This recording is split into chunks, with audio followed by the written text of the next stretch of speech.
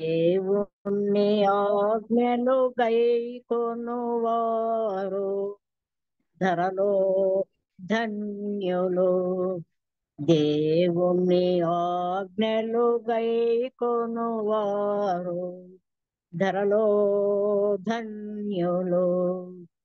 ఆయన ఇచ్చిన ఆజ్ఞలన్నిటినీ అనుసరించెదము. ఆయన ఇచ్చిన ఆజ్ఞలన్నిటినీ అనుసరించెదము.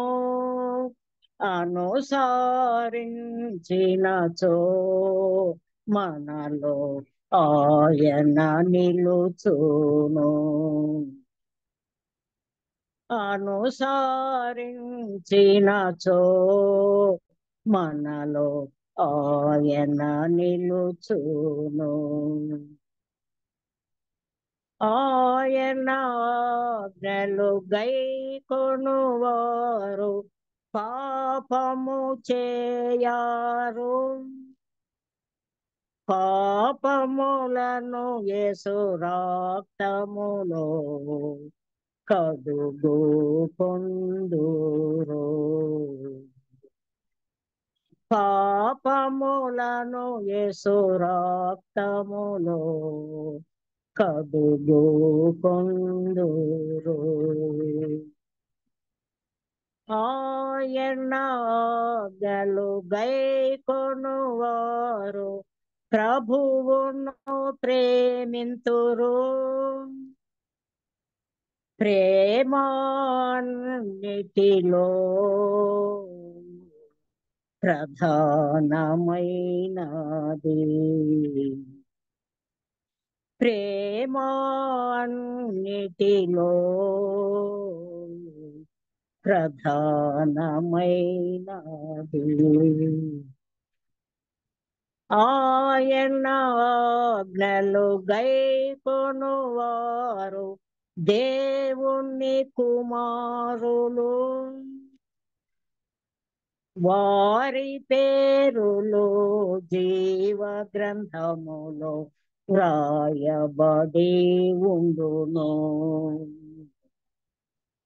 వారి పేరులు జీవ గ్రంథములో వ్రాయబడి ఉండును. ఆయన ఆజ్ఞలు గైకొనువారు తృప్తిగా జీవింతురు. కలిమియందును లేమియందును సంతోషించెదరు. కలిమియందును లేమియందును సంతోషించెదరు. ఆయన ఆజ్ఞలు గైకొనువారు ఫలములు ఫలించెదరు. ఆత్మ ఫలములను మనలో చూచి ప్రభువు సంతోషించును. ఆత్మ ఫలములను మనలో చూచి ప్రభువు సంతోషించును. ఆయన ఆజ్ఞలు గైకొనువారు మానక ప్రార్థింతురు. ప్రార్థన పరిస్థితులను మార్చు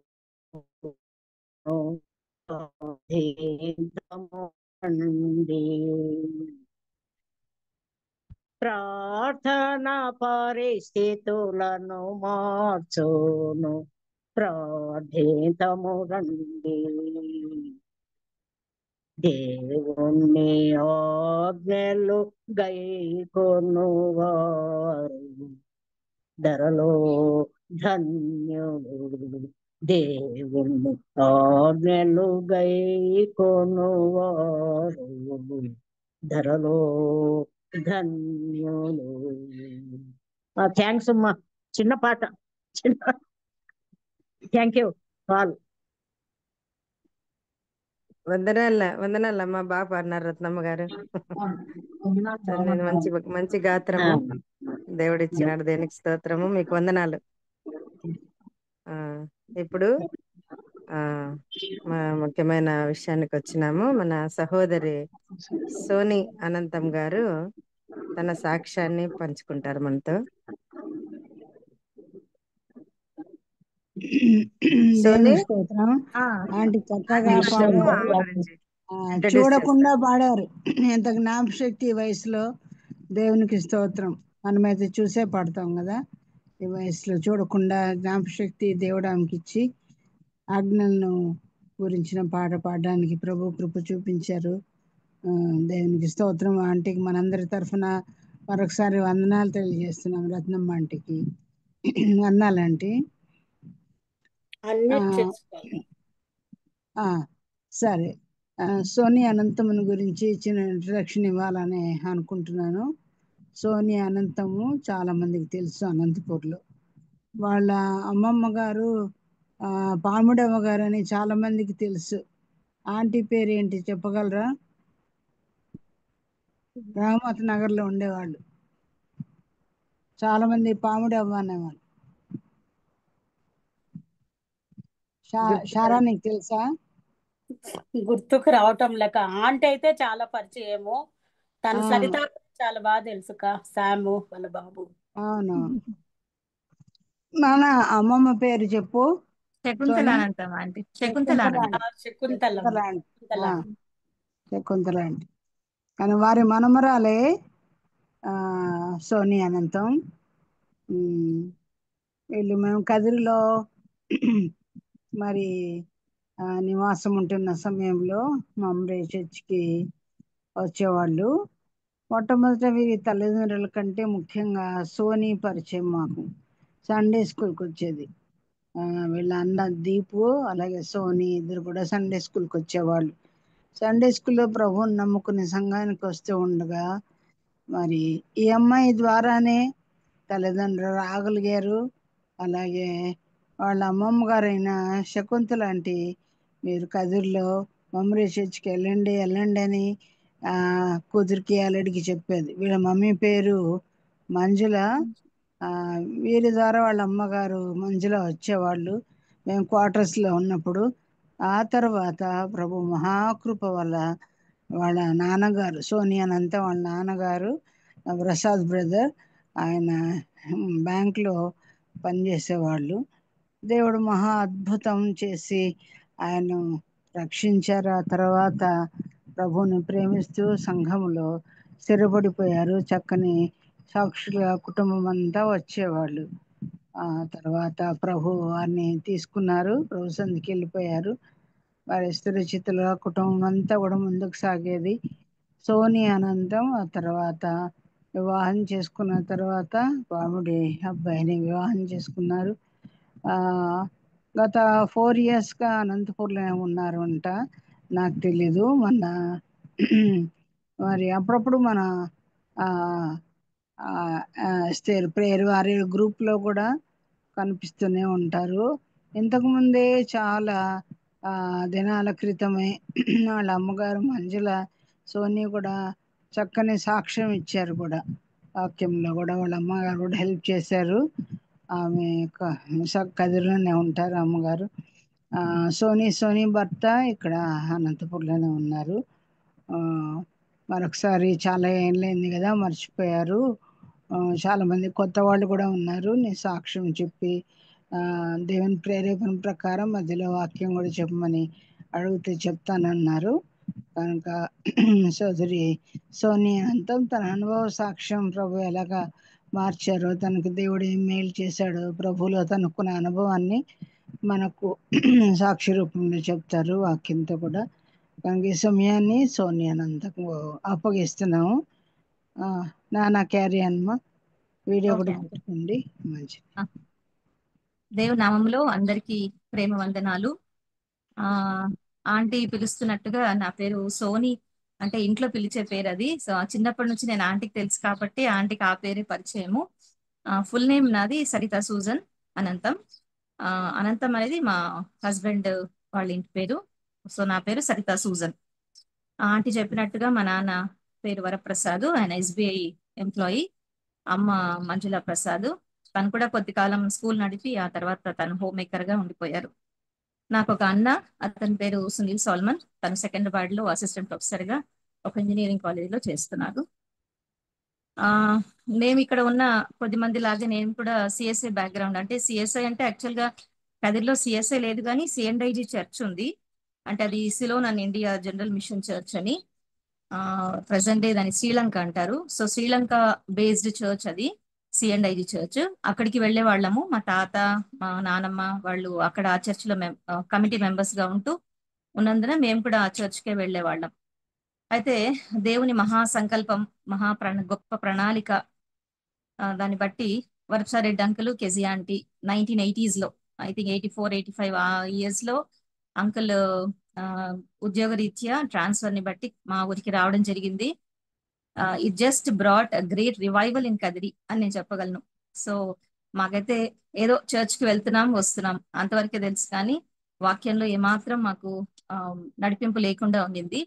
సో అంకుల్ ఆంటీ మా ఊరికి రావటము ఎంతో మంది క్రైస్తవులకు అది మేలు చేసింది. సో వాళ్ళు రావటంతో నాకు అది తెలిసింది ఎలాగో మరి. వాళ్ళు వీళ్ళు మాట్లాడుకోవడము, దాని ద్వారా నేను, నా ఇద్దరు ఫ్రెండ్స్ సోనా డాలీ అని మేము ముగ్గురం సండే స్కూల్ కి చిన్నగా అలవాటయ్యాం. యాక్చువల్ గా చర్చ్ ఆంటీ వాళ్ళ ఇంట్లోనే ఎలక్ట్రికల్ డిపార్ట్మెంట్ క్వార్టర్స్ లో నడిపేవాళ్ళు. సో ఉదయం సండే చర్చ్ అయిపోగానే మధ్యాహ్నం మంచి ఎండ టైంలో 2:33 ఆ టైంలో ఆంటీ సండే స్కూల్ నడిపేవాళ్ళు. దానికి మేము ముగ్గురం నడుచుకుంటూ వెళ్ళేవాళ్ళం. ఎండ అయినా పర్లేదు, చాలా మాకు అట్రాక్టివ్ గా చాలా ఇష్టంగా ఉండేది ఆ సండే స్కూల్.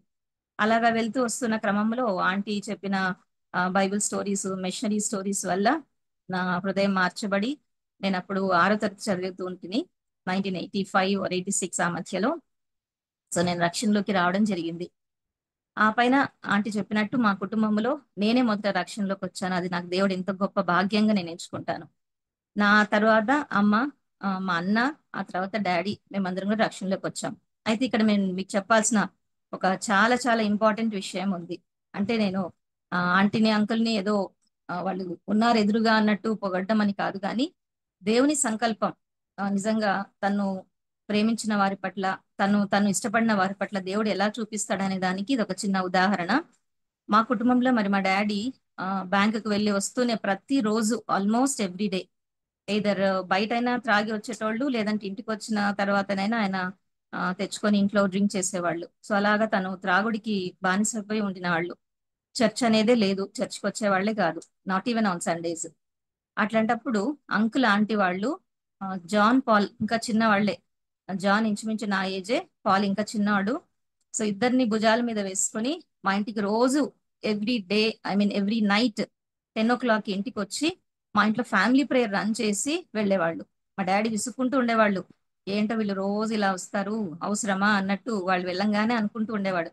కానీ ఆ ప్రార్థన, ఆ ప్రయాస ఊరికే వెళ్ళలేదు. సో ఆంటీ అంకుల్ చేసిన ఆ ప్రయాసకి దేవుడు మా డాడీ జీవితంలో ఎంతో గొప్ప మార్పును తీసుకొని వచ్చాడు.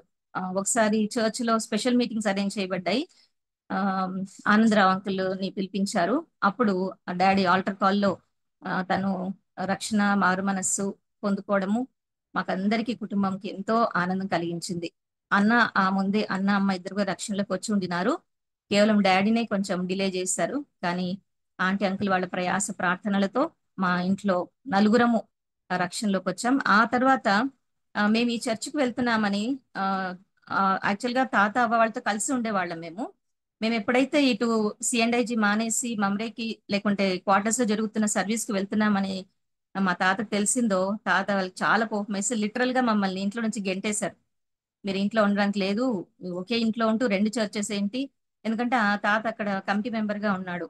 సో తాతకు అది తలవంపులుగా ఆయనకు ఫీల్ అయ్యి మమ్మల్ని పంపించేశాడు. సో అదే లేన్ లో మేము ఇంకొక ఇంట్లో బాడుకు తీసుకొని ఉంటున్నాం. కానీ తర్వాత రోజుల్లో ఈవెన్ తాత అవ్వ కూడా మమ్రే చర్చ్ కి రావటము, వాళ్ళు కూడా రక్షణలోకి రావటం జరిగింది. అయితే నా సాక్ష్యానికి వస్తే నేను 10th క్లాస్ వరకు కూడా అక్కడే కదిర్లోనే చదువుకున్నాను. 10th క్లాస్ వరకు కూడా మమ్రే సంఘంలో ఈ ఆంటీ వాళ్ళ ఇంట్లో సర్వీస్ తర్వాత చర్చ్ కట్టడం స్టార్ట్ చేశారు. మమ్మరే సంఘాన్ని నిర్మించి ఆ సంఘంలో మాకు ఎన్నో ఆత్మీయ సంగతులు, ఆత్మీయ విషయాలు మాకు నేర్పించారు. సో 10th వరకు కూడా మేము మా ఆంటీ మాకు సండే స్కూల్ తీసుకునేది. తర్వాత సమ్మర్ లో విబిఎస్ అరేంజ్ చేసేవాళ్ళు. విబిఎస్ కి లతా లింకన్ ఆంటీ వాళ్ళని పిలిపించి, చాలా మందికి తెలిసే ఉంటారు, ఆవిడ హైదరాబాద్ నుంచి వస్తారు, రేడియో స్పీకర్. సో ఆవిడ ద్వారా కూడా మేము ఎన్నో మెషరీ స్టోరీస్ తెలుసుకోవటము, ఇంకా ఆత్మీయంగా ఆ, అభివృద్ధి చెందడం జరిగింది. నేను ఆ విబిఎస్ క్లాసెస్ లోనే ఒకసారి నా సాక్ష్యాన్ని పంచుకున్నాను 10th క్లాస్ లోపే. అలాగా నేను అన్న కూడా చాలా సండే స్కూల్ ద్వారా, తర్వాత విబిఎస్ ద్వారా చాలా ఆత్మీయంగా ఎదగగలిగాం. ఆ తర్వాత ఇంటర్మీడియట్ కి నేను అనంతపూర్కి సత్యసాయి కాలేజ్ కి షిఫ్ట్ అవ్వడం జరిగింది. ఇక్కడ చదవటానికి మరి అమ్మ కూడా మాకు తోడుగా, నేను అన్న అమ్మ ముగ్గురం ఇక్కడ ఉండేవాళ్ళం. మా అమ్మమ్మ వాళ్ళ ఇంట్లో, శకుంతల అనంతం గారి వాళ్ళ ఇంట్లో ఉండేవాళ్ళం. డాడీ కదిలోనే ఉండేవాళ్ళు. అప్పుడు కూడా ఆ అంటే ఇంటర్ కి మేము షిఫ్ట్ కాకముందే ఈ 10th వరకు ఉన్న డేస్ లో మధ్యలో ఎప్పుడైనా అమ్మమ్మ దగ్గరికి వచ్చినప్పుడు గాస్పులాల్కి వచ్చేవాళ్ళం. అప్పుడు నాకు జోబన్న కూడా సండే స్కూల్ టీచర్ గా ఉండినారు, కేజే ఆంటీ తమ్ముడు జోబన్న. సో తర్వాత ఇంటర్మీడియట్ లో మేము ఎప్పుడైతే అనంతపూర్ షిఫ్ట్ అయ్యామో అప్పుడు యూత్ మీటింగ్స్ కి నేను మా అన్న చాలా రెగ్యులర్ గా వచ్చేవాళ్ళము. జోసఫ్ అయ్య తాత యూత్ మీటింగ్స్ కండక్ట్ చేసేవాళ్ళు. ఆయన పియానో ప్లే చేస్తూ మాకు మంచి హిమ్స్ అని నేర్పించి, ఆయన కూడా మరి పాటల ద్వారా, వాక్యం ద్వారా మమ్మల్ని ఇంకనూ బలపరిచారు. సో మేము ఎంతో we're really privilege people to have them in our lives. తర్వాత డిగ్రీకి నేను మళ్ళీ కర్నూలుకి వెళ్ళాను. కర్నూలు కేవీఆర్ కాలేజ్ లో నేను డిగ్రీ చేశాను, బిఏ ఇంగ్లీష్ లిటరేచర్ చేశాను. అక్కడ ఉన్నప్పుడు కూడా కాలేజ్ లో దో అంటే నేను హాస్టల్లో ఉండటం ఫస్ట్ టైం అయినప్పటికీ దేవుడు నాకు ఎంతో మంచి ఫ్రెండ్ సర్కిల్ని ఇచ్చాడు. తర్వాత మా కాలేజ్ లోనే అంటే ఎస్సీ హాస్టల్ అని ఒకటి సపరేట్ ఉన్నింది, ఓన్లీ ఎస్సీ స్టూడెంట్స్ అక్కడ ఉండేవాళ్ళు. అక్కడ ఒక చిన్న వరండా లాగా ఉండేది. అక్కడ మేమందరం కూడుకొని, మాకు బయట నుంచి మెడికోస్ అక్క వాళ్ళు వచ్చి వాక్యం అందించడము, తర్వాత బక్సింగ్ చర్చ్ నుంచి సిస్టర్స్, ఇంకా పలువురు సిస్టర్స్ వచ్చి మాకు సాయంత్రాల్లో ఆ పర్మిషన్ ఉండేది, వాళ్ళు వచ్చి మాకు వాక్యం అందిస్తూ ఉండేవాళ్ళు. వాళ్ళు ఒకవేళ రాని రోజుల్లో మేమేమే గ్యాదర్ అయ్యి వాక్యాన్ని పంచుకోవటం, లేకపోతే క్విజ్ కండక్ట్ చేసుకోవటం, అలాగా సండే ఆరాధన చేసుకోవటం. అలాగా నా 3 years డిగ్రీ కూడా కేవీఆర్ లో చాలా చక్కగా ఆత్మీయంగా బలపడుతూ, మేము చర్చ్ కంటే మాకు అలో ఉండేది కాదు, ఎవ్రీ సండే పంపించేవాళ్ళు కాదు, మంత్ లో ఒక సండేనే మాకు పర్మిషన్ ఉండేది. సో అయినప్పటికీ మేము రోజు ఇక్కడ మేము కూడుకోవడం సాయంత్రాల్లో, తర్వాత సండేస్ మాకు చర్చ్ పంపనప్పుడు మేమేమే అక్కడ గ్యాదర్ అయ్యి ఆరాధించుకుంటూ ఉండేవాళ్ళం. అలాగా 3 years కూడా చాలా చక్కగా జరిగింది. ఆ తర్వాత నేను పీజీకి హైదరాబాద్ వెళ్ళాను. ఎంఏ ఎకనామిక్స్ లో నేను పీజీ చేశాను. అక్కడ పీజీ అయిపోయిన తర్వాత వెంటనే నేను ఒక ప్రైవేట్ కాలేజ్ లో హోలీ క్రాస్ డిగ్రీ కాలేజ్ అని BHL లో జాయిన్ అయ్యాను. అదొక క్యాథలిక్ ఇన్స్టిట్యూషన్. అక్కడ కూడా 10 years పనిచేశాను. ఆ పనిచేస్తున్న క్రమంలోనే నాకు 2003లో మా మేనమామ కొడుకు అంటే శకుంతల అనంతం గారి కొడుకు సురేష్ అనంతం, ఆయన కొడుకు సుధీర్ అనంతం తోటి వివాహం జరిగింది. సో ఇద్దరం అక్కడే హైదరాబాద్ లోనే స్థిరపడ్డాము కొద్ది కాలము. ఇద్దరము ప్రైవేట్ జాబ్సే అలా చేస్తూ ఉంటున్నాం. అయితే ఇక్కడ నేను మీకు చెప్పాల్సిన ఇంకొక సంఘటన, మా జీవితాల్లో దేవుడు చేసిన ఒక అద్భుత కార్యం ఏంటంటే, 2010లో నేను హోలీ క్రాస్ డిగ్రీ కాలేజ్ లో 10 years చేసిన తర్వాత నాకు ఇంకొక కాలేజ్ అంటే సెకండ్ సెయింట్ ఫ్రాన్సిస్ లో ఒక మంచి ఆఫర్ వచ్చింది, దీనికంటే బెటర్ పేమెంట్ ఇస్తాం అన్నట్టు. సరే అని మేము అక్కడికి షిఫ్ట్ అయ్యాం సెకండ్ కి. నేను సెయింట్ ఫ్రాన్సిస్ కాలేజ్లో జాబ్ చేస్తున్నప్పుడు నా హస్బెండ్ ఏమో ఇక్కడ కూకట్పల్లి JNTU ఏరియాలో తన వర్క్ ప్లేస్. సో రోజు తను MMTS లో ట్రావెల్ చేసి వచ్చేవాళ్ళు. 2 వీలర్ మాత్రం ఇక్కడ JNTU దగ్గర తన ఆఫీస్ దగ్గర పెట్టుకొని, అక్కడ మార్కెట్ తన సేల్స్ మేనేజర్. సో మార్కెట్ తిరగాల్సి వచ్చినప్పుడు 2 వీలర్ వాడుతూ ఇంటికి మాత్రం MMTS లో వచ్చేసేవాళ్ళు. అలా ఉన్న రోజుల్లో ఒక రోజు నాకు ఇంటికి ఫోన్ వచ్చింది సడన్ గా ఆఫీస్ నుంచి, వాళ్ళ ఆఫీస్ నుంచి, మీ హస్బెండ్ కి హెల్త్ బాగాలేదు, హాస్పిటల్ అడ్మిట్ చేశాము, త్వరగా రండి అని. నేనేమో వాళ్ళతో ఆర్గ్యూ చేస్తున్నాను, ఉదయం తను బయలుదేరి వెళ్ళినప్పుడు బాగున్నారు, ఏం ప్రాబ్లం లేదు అని నేను అట్లా చేస్తుంటే వాళ్ళు ఇంకా ఎక్కువ మాట్లాడకుండా ఫోన్ కట్ చేసేసారు, మీరు వెంటనే రండి అని ఫోన్ కట్ చేసేసారు. నాకేం అర్థం అవ్వలేదు ఏమైంది ఏంటనేది. సో నేను మా అత్తమ్మ ఇంట్లో ఉన్నాం అప్పుడు. మా అన్న వాళ్ళు కూడా సెకండ్ లోనే ఉంటారు, సో సేమ్ అపార్ట్మెంట్సే. అన్నకు ఫోన్ చేసి చెప్పాను, అన్న ఇట్లా అయిందంట అని చెప్పగానే అన్న రావటము, కార్లో మమ్మల్ని తీసుకొని హాస్పిటల్కి వెళ్ళారు. అయితే ఇక్కడ మేము ఇలా వెళ్తున్నాం, తననేమో మా హస్బెండ్ అక్కడ పడిన వెంటనే తను తన కొలీగ్ ఇద్దరు ఉన్నారంట 2 వీలర్ లో. లంచ్ కు వెళ్ళి తిరిగి ఆఫీస్ కి రిటర్న్ అవుతున్నప్పుడు ఒక కారు వాళ్ళని డాష్ చేసేసి వెళ్ళిపోయింది. సో ఆ ఆ కొట్టడంలో, కారు ఈ గుద్దేయడంలో ఈయన వెళ్ళి ఒక రాయి మీద పడ్డాడు. సో తల రాయికి హిట్ అయిందనమాట. సో దాంతో ఆయన చెవులో నుంచి బ్లడ్ రావటము అలా జరగటంతో ఈయన తన కొలీగ్ వాళ్ళ ఆఫీస్ వాళ్ళకి ఎవరికో ఫోన్ చేసి చెప్పడంతో వాళ్ళు రావటం వెంటనే ఆయన హాస్పిటల్ తీసుకెళ్లాలని దీంట్లో హడావుడిగా వాళ్ళు ఉన్నారు. అయితే అప్పుడు ఏమైందంటే ఒక ఆటోలో ఎక్కించారంట ఈయనని. ఆటో డ్రైవర్ కూడా ఆయన షర్ట్ ని, ఈయన తలకి బ్లడ్ చెవుల్లో అంతా వస్తుందని తలకి షర్ట్ ని టై చేసి కూర్చోబెట్టి తీసుకెళ్తుంటే, ఇక్కడ ఒక చిన్న విషయము, ఒక అతను ఒక టూ వీలర్ స్కూటరిస్ట్ ఆయన వచ్చి, అసలు ఎవరో మనకు తెలియదు. ఆ చాలా మందికి మీకు తెలుసు జేఎన్టీయు కుకట్పల్లి ఏరియా ఎంత బిజీ ఏరియా, దట్టు ఆ లంచ్ టైంలో చాలా బిజీగా ఉంటుంది. అంత బిజీ టైంలో అతను వచ్చి ఆ స్కూటర్ పక్కన పడేసి, ఆయన స్కూటర్ అసలు లాక్ కూడా చేయలేదంట, దానికి పక్కన పెట్టేసి ఈయనని ఆటోలో, ఏ ఆటోలో అయితే తీసుకెళ్తున్నారో ఆ ఆటో ముందు పరిగెడుతూ ఆ ట్రాఫిక్ ని క్లియర్ చేస్తూ హాస్పిటల్ వరకు వెళ్ళారంట అతను. తర్వాత వాళ్ళు నాకు ఎంప్లాయీస్ చెప్పారు, కొలీగ్స్, ఇట్లా ఎవరో ఒక అతను వచ్చున్నారు, మళ్ళీ మేము ఆయనకు థ్యాంక్స్ చెప్దామని చూస్తే కూడా అసలు లేరు, ఆయన కనపడలేదు అని. సో నేనైతే నమ్మేది ఒకటే, హెబ్రిల్లో మనకు ఉన్నట్టు మొదటి అధ్యాయం 14 వచనంలో ఆ అంటే దేవదూతల గురించి దేవుడు మాట్లాడుతూ ఆ పరిచారకులుగా మనకు రక్షణ అనే స్వాస్థ్యాన్ని పొందుకున్న వారికి పరిచారం చేయడానికి ఏర్పరిచిన ఆత్మలు కారా అని దేవుడు అంటాడు. సో మేమైతే అదే అనుకుంటాం. సో దేవుడు ఆ సమయంలో దేవదూతను పంపించి అలా చేసి ఉండొచ్చు అని. ఎందుకంటే ఆయనకు ఇమ్మీడియట్ మెడికేషన్ అవసరం. హెడ్ కు తగిలింది, చెవులో రక్తం వస్తా ఉంది, డిలే అయితే కష్టం. సో అక్కడ ఉన్న ఒమేగా హాస్పిటల్ సంథింగ్ జేఎన్టీలో ఉన్నింది, అక్కడికి తీసుకెళ్లి ఎంఆర్ఐ స్కాన్ చేస్తే వాళ్ళు స్కాన్ చూసిన వెంటనే ఇమ్మీడియట్ గా మీరు యశోదాకి షిఫ్ట్ చేయాలి, ఇక్కడ ఇది అవ్వదు అని. సరే అని వాళ్ళు యశోదాకి షిఫ్ట్ చేశారు. అది ఫస్ట్ సోమాజిగూడ బ్రాంచ్ కి తీసుకెళ్లారు యశోద. మేము అక్కడికి చేరుకున్నాం. ఆ లోపు అక్కడికి వెళ్ళిన వెంటనే అక్కడ న్యూరాలజిస్ట్ మరి అందుబాటులో లేరు, లీవ్ లో ఉన్నారు, మాకు సరిగ్గా ఇన్ఫర్మేషన్ ఇవ్వట్లేదు. చాలాసేపు అక్కడ టైం డిలే అయ్యింది. మా అన్న కొంచెం కోపడ్డారు, ఎందుకు అంత డిలే చేస్తున్నారు, మా ఇప్పుడే ఎమర్జెన్సీ అని అంటున్నారు కదా అంటే, ఇంకా సరేని మా మరిది అంటే సునీల్ అనంతం, తను సెకండ్రాబాద్ యశోదాలో మేల్ నర్స్ గా పనిచేస్తూ ఉండేవాడు. సో తను మాకు ఫోన్ లో గైడ్ చేశాడు, ఇక్కడ వద్దు మీరు ఆ బ్రాంచ్ కి తీసుకెళ్ళిపోండి, నేను అక్కడ న్యూరాలజిస్ట్ తో మాట్లాడతాను అని. సో అట్లా మేము మళ్ళీ నన్ను తీసుకొని అంబులెన్స్ లో, మళ్ళీ చాలా ట్రాఫిక్, చాలా బిజీ టైంలో అంబులెన్స్ లో వెళ్తున్నాం, అసలు ట్రాఫిక్ క్లియర్ అవ్వడం లేదు, టైం డిలే అయిపోతా ఉంది. సంహౌ బై గాడ్స్ గ్రేస్ అక్కడ సెకండ్రాబాద్ యశోదాకి వెళ్ళాము. అక్కడికి వెళ్ళిన వెంటనే డాక్టర్ ఆర్టిఎస్ నాయక్ అని న్యూరో సర్జన్, ఆయన మాకు అటెండ్ అవ్వటము, ఇంకొక డాక్టర్స్ కూడా 2-3 వచ్చి ఈయన టెస్ట్ చేస్తున్నారు. అయితే ఇక్కడ ఇంకొక మాకు కష్టం కలిగించిన విషయం ఏంటంటే, మా హస్బెండ్ తో పాటు ఎవరైతే కొలీగ్ టూ వీలర్ లో ప్రయాణం చేస్తున్నాడో అతను భయపడిపోయి ఇది మా ఆయన తీసుకెళ్లిపోగానే ఫోన్ స్విచ్ ఆఫ్ చేసుకుని ఆయన వెళ్ళిపోయాడు. డాక్టర్స్ ఏమో మమ్మల్ని అడుగుతున్నారు, ఈయన పడిన వెంటనే కాన్షియస్ లో ఉన్నారా, సెమీ కాన్షియసా, అన్కాన్షియసా, ఏంటి పరిస్థితి అని అన్ని అడుగుతున్నారు. మాకేమో ఇన్ఫర్మేషన్ ఇవ్వడానికి అతను లైన్ లోనే లేడనమాట, ఫోన్ స్విచ్ ఆఫ్ చేసేసుకున్నాడు. సో ఇంకా ఆ విషయమే చెప్పాను, మాకైతే సరిగా తెలియదండి అని.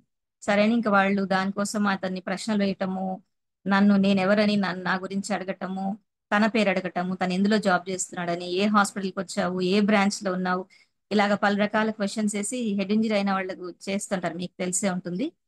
బట్ ఈయన అన్ని కరెక్ట్ గానే చెప్పారు, ఆన్సర్స్ ఎక్కడ ఏమి మిస్టేక్ చెప్పలేదు. So doctors they said okay.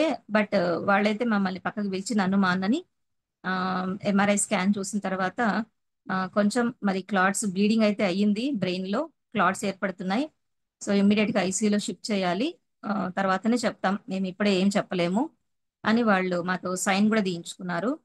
అలాగా ఆయనని షిఫ్ట్ చేశారు ఐసీయూలోకి. So nearly 14 to 15 days he was in ICU. అంటే మధ్యలో ఒకసారి రూమ్ కి షిఫ్ట్ అయ్యారు, కానీ అప్పుడు మళ్ళీ సోడియం చాలా డ్రాప్ అయిపోవడంతో మళ్ళీ ఇమీడియట్ గా ఐసీయూకి షిఫ్ట్ చేయడము, అట్లా మోరార్లెస్ 15 days అయితే ఐసీయూలోనే తను పెట్టారు. తర్వాత ఇంకా డాక్టర్ రూమ్ కి షిఫ్ట్ చేసి 15th day తర్వాత ఆయన ఒకసారి నడవమని అవి చూసి కొన్ని మెడిసిన్స్ ఇస్తే ఆయన చెప్పింది ఒకటే, ఇప్పుడు మీరు ఇంటికి వెళ్తున్నారు, కత్తి మీద సాము ఎలా ఉంటుందో అలాగా, అంటే ఇప్పుడు నేను ఇచ్చే మెడిసిన్ పనిచేసి ఆ క్లాట్స్ కరిగితే ఓకే, లేదు అంటే సర్జరీ చేయాల్సి ఉంటుంది. సర్జరీ చేసిన తర్వాత కూడా అతను మళ్ళీ నార్మల్ గా తన లైఫ్ లీడ్ చేయగలడా లేదా అనేది గ్యారెంటీ లేదు. తను పార్షియల్ పెరాలసిస్ రావచ్చు, పార్షియల్ పెరాలసిస్ రావచ్చు అని డాక్టర్ చెప్పి మమ్మల్ని మెడిసిన్ ఇచ్చి పంపించేశారు. సో ఆ తర్వాత 1 month మెడిసిన్ వాడి ఇంకా దేవుని కృపలో ప్రార్థన చేసుకుంటూ చాలా, మరి 1 month తర్వాత వెళ్ళి రిజల్ట్ ఎలా ఉంటుందో చూసుకోవాలి అని వెళ్ళాం. డాక్టర్ దగ్గరికి వెళ్ళి ఎంఆర్ఐ స్కాన్ తీయించుకుంటే డాక్టర్ పిలిచారు లోపలికి రిపోర్ట్ చూసి. ఆ డాక్టర్ మేము వెళ్ళిన వెంటనే మీ ఇద్దరిలో పూజలు ఎవరు బాగా ఎక్కువ చేస్తారు అని అడిగారు. అంటే మా హస్బెండ్ నన్ను చూయించాడు. నేనన్నా మేము పూజలు అయితే చెయ్యం సార్, మేము ప్రేయర్ చేసుకుంటాము అని చెప్పాను. అదేలేమ్మా పూజలో ప్రేయరో ఏదో ఒకటి, మరి ఎవరు బాగా చేశారో గానీ మీ ప్రేయరే మీకు ఈ రిజల్ట్ ఇచ్చింది అన్నారు. వెంటనే థ్యాంక్ యూ, ప్రైజ్ గాడ్ అన్నాను. ఏమైంది సార్ ఏంటంటే అస్సలు ఒక్క క్లాట్ లేదు, 1 మంత్ మెడిసిన్ తోటే క్లాట్స్ అన్ని క్లియర్ అయిపోయాయి, సర్జరీ ఏం అవసరం లేదు అని అంటే అక్కడే దేవునికి వందనాలు చెప్పి డాక్టర్ ముందరే డాక్టర్ కి థ్యాంక్స్ చెప్పాం. అయితే ఆయన అంటున్నాడు, మీరు నాకు కాదు, అసలు నాకు థ్యాంక్స్ చెప్పాల్సిన అవసరం లేదు, ఇది కేవలం మీరు నమ్ముకున్న మీ భగవంతుడే మీకు ఈ మేలు చేశాడు అని ఒక అన్యుని నోట్లో దేవుడి సాక్ష్యం పలకడం నాకు ఎంతో సంతోషం వేసింది. ఎందుకంటే తను ఏం చెప్పాడంటే డాక్టరు, మీ హస్బెండ్ లాగానే ఇంకొక పేషెంట్ సేమ్ నెక్స్ట్ బెడ్ ఆ అబ్బాయి కూడా ఉన్నాడు. ఆ అబ్బాయి ఇంకా యంగర్ దాన్ మై హస్బెండ్, వయసులో ఆ అబ్బాయి ఇంకా చిన్నోడు. తను పాపం he lost his life, survive అవ్వలేకపోయాడు. అదే చెప్పాడు ఆయన, నేనే చేయగలిగిన వాడిని అయితే మీ హస్బెండ్ తో పాటు అతన్ని కూడా బతికించి ఉండేవాడిని కదా, ఇది నా కార్యం కాదు, ఇది భగవంతుందే దేవుందే అని డాక్టర్ చెప్పడం మాకు ఎంతో మరి సంతోషం కలిగించింది. సో దేవునికి మహిమ. అలాగా ఆయన ఆ, ఇది 2010 లో జరిగింది యాక్సిడెంట్. ఆ తర్వాత మళ్ళీ 3 years మెడిసిన్ ఖచ్చితంగా వాడాలి. ఆ మెడికేషన్ కూడా టైమ్లీగా ఈ రోజు ఏ టైంకి ఇస్తే మళ్ళీ రేపు అదే టైంకి ఇవ్వాలి. ఒక్క డేట్ అది మెడిసిన్ మిస్ అయిందంటే మళ్ళీ కోర్స్ అంతా మళ్ళీ రిపీట్ చేయాల్సి ఉంటుంది అని డాక్టర్ చాలా స్ట్రిక్ట్ గా చెప్పి మాకు పంపించారు. సో డాక్టర్ వార్నింగ్ ప్రకారమే మేము ఆ 3 years కూడా ఆయనకి ఏ రోజు కూడా డోస్ మిస్ చేయకుండా దేవుని కృపను బట్టి ప్రతిరోజు ఇవ్వటము. ఇంకా తను పనిచేసిన అప్పట్లో తను ఐడియా కంపెనీకి పనిచేసేవాళ్ళు. సో వాళ్ళు కూడా చాలా మంచిగా ఇటు మాకు మెడికల్ గా ఆ అమౌంట్ సహాయం చేయటం, అంటే తనకు ఎంప్లాయీగా తన వాళ్ళు ఇవ్వాల్సింది ఇచ్చారు. ఆ తర్వాత జాబ్ లో కూడా తనకి ఎంతో రిలాక్సేషన్ ఇచ్చారు. యాక్చువల్గా ఈయన సేల్స్ లో ఉన్నారు, సేల్స్ లో ఉంటే మీకు తెలిసే ఉంటుంది టార్గెట్స్ అని అవన్నీ కూడా. సో అవన్నీ కూడా ఈయనకు రిలాక్సేషన్ ఇచ్చారు, చాలా హెల్ప్ చేశారు ఐడియా కంపెనీ పీపుల్. సో వాళ్ళకి కూడా మేము చాలా థ్యాంక్స్ చెప్తున్నాం. ఇద్దరం వెళ్ళి కలిసి వాళ్ళ సిఇఓని కలిసి చాలా థ్యాంక్స్ చెప్పాము. అలాగా మా దేవుడు మా జీవితంలో ఆ విషయంగా ఎంతగానో సహాయం చేశాడు. సో ఆ తర్వాత మేము ఇటు అనంతపూర్ షిఫ్ట్ అయిపోయాము. Now he's into Reliance Jio company. So ఇప్పుడు దేవుని కృప వల్ల ఆయన సంపూర్ణంగా స్వస్థత పొంది ఎటువంటి అసలు ఇప్పుడు చూస్తే ఎవరు కూడా ఈయన హెడ్ ఇంజరీ అయిన పేషెంట్ అని చెప్తే తప్ప నమ్మే రకంగా ఉండడు అనమాట. He's very much normal. So చక్కగా ఆయన ఉద్యోగం చేసుకుంటూ పని చేసుకుంటూ దేవునిలో మేము మా కుటుంబం ముందు కొనసాగుతా ఉంది. ఇంకా రీసెంట్ గా మళ్ళీ 6 months బ్యాక్ మా ఇంట్లో మా అత్తమ్మ ఆమె కింద పడ్డారు. అది కూడా ఎలా అంటే అసలు క్లూ లేదు. ఆవిడ దగ్గు ఉందని ఆ రోజు కొంచెము కాఫ్ సిరప్ కొంచెం ఎక్కువ తీసుకున్నారు. మేము చెప్తూనే ఉన్నాం ఎక్కువ మార్నింగ్ తీసుకున్నారు మళ్ళీ తాగుతున్నారు అంటే లేదులే లేదులే అని nearly half of the bottle ఆమె తీసుకున్నారు కాఫ్ సిరప్. దాంతో ఆమె డ్రౌజినెస్ వచ్చింది. మాకు కనీసం ఒక మాట కూడా చెప్పలేకపోయింది ఆవిడ, అలాగే పడిపోయారు. సో ఆమె కూడా హెడ్ ఇంజరీ అయిందేమో అన్నంత భయం వేసింది. సో వెంటనే కేర్ అండ్ క్యూర్ హాస్పిటల్ తీసుకెళ్ళటము, మరి అక్కడ తీసుకెళ్ళిన తర్వాత వాళ్ళు ఎంఆర్ఐ స్కాన్ చేయించాలని అన్నారు. అత్తమ్మ కూడా ఎంఆర్ఐ స్కాన్ చేస్తే ఆమెకి ఏమీ గాయం లేదు, ఏమీ బ్లీడింగ్ లేదు, క్లాట్ లేదు, ఏం లేదని చెప్పారు. సో అది కూడా దేవుని మహాకృపను బట్టి ఆ యొక్క ప్రమాదం అయితే తప్పింది. కానీ మళ్ళీ ఆమె 6 months కొంచెం సిక్ గానే ఉండినారు. మా మరిది సిస్టర్ వాళ్ళు కూడా ఇక్కడే ఉంటారు, సునీల్ అనంతం అండ్ షారోన్. అమృతవల్లి ఆంటీ వాళ్ళకి బాగా పరిచయము షారోన్ వాళ్ళు.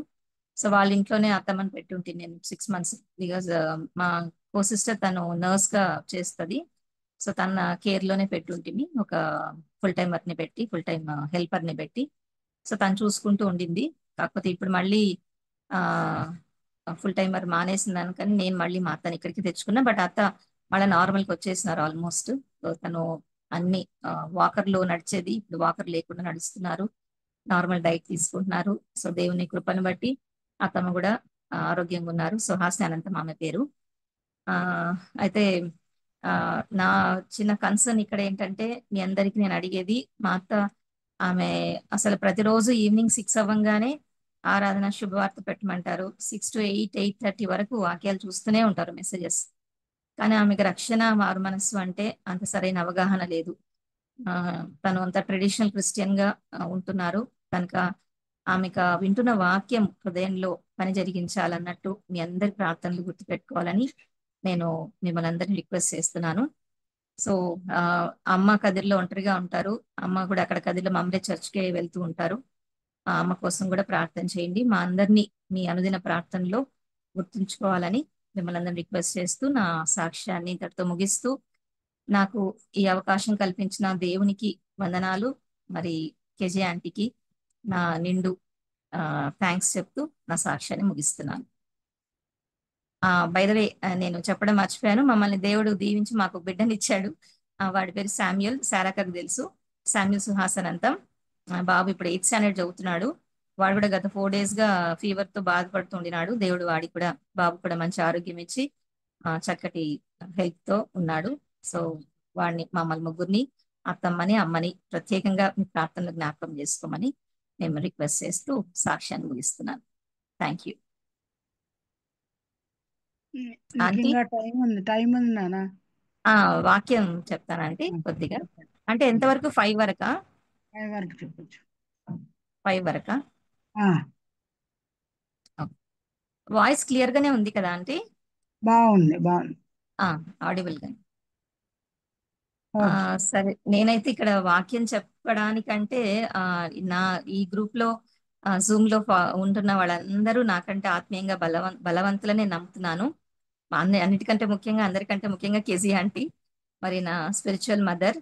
సో ఆమె దగ్గర నేను నేర్చుకున్న వాక్యం, నేర్చుకున్న దాన్ని నేను చెప్పేంతటి దాని కాదు, కానీ మరి ఇది ఒక అవకాశంగా ఆమె నాకు ఎప్పుడైతే ఒక I have taken it as an order from my mother.